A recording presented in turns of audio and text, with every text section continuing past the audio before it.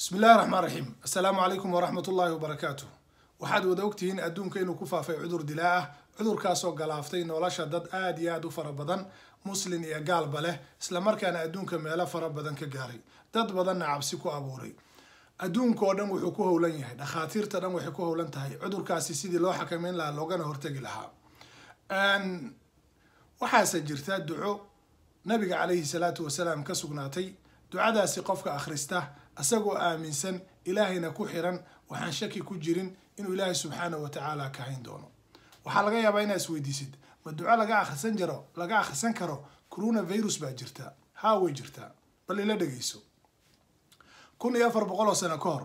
nabiga calayhi salaatu wasalaam oo ah raxmad caalamka loo soo diray wuxuu ku ducaysan jiray ducadan cajiibka ah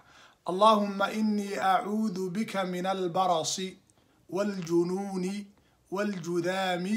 ومن سيء الأسقام ومعناه دويهي اللهم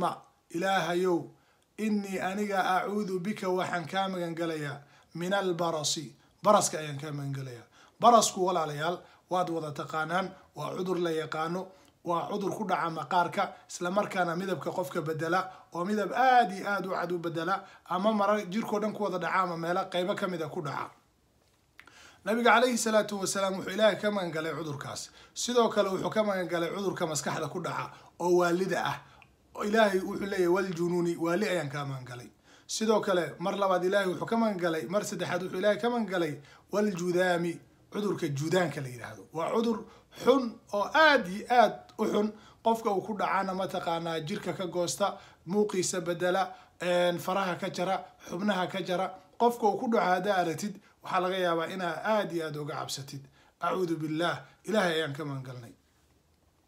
halkan u fiirso ducada qaybtan u fiirso wa min sayyi al asqam waxaan ka magan galay ilaahay oo cudurrada kuwooda xunxun noocay rabaan ha noqdo marka nabiga calayhi salaatu wasalaam cudur gooniya muusan sheegin laakiin wuxuu yidhi wa min sayyi al asqam cudurrada kuwooda xunxun sida coronavirus waa cudur xun soo maahan waa virus dilaa soo maahan aids waa dilaa soo maahan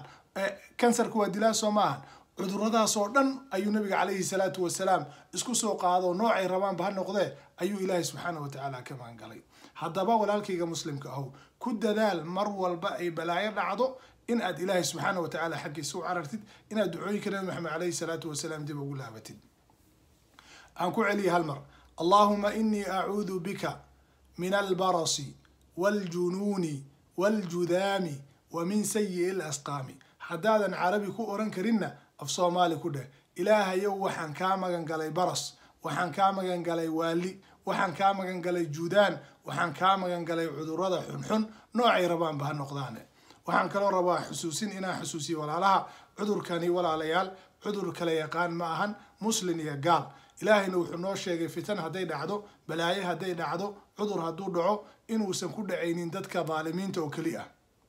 saas darteed ilaahay wuxuu leeyahay wattaquu fitnatan laa tusiibanna aladiina dalamuu minkum khaasa war ka baqa fitno aanan ku dhacaynin kuwa sameeyey oo keli ah markay fitan timaado balaaye markay timaado dadkao dhan way wada saamaynaysaa waana la is imtixaamaya saas darteed waxaa loo baahan yahay in ducadana la akhristo lagana fogaado meelaha aad oga shakisan tahay inuu cudurkan soo gaaray isla markaana aad mar walba ilaahay ka baridid inaad ka magan geshid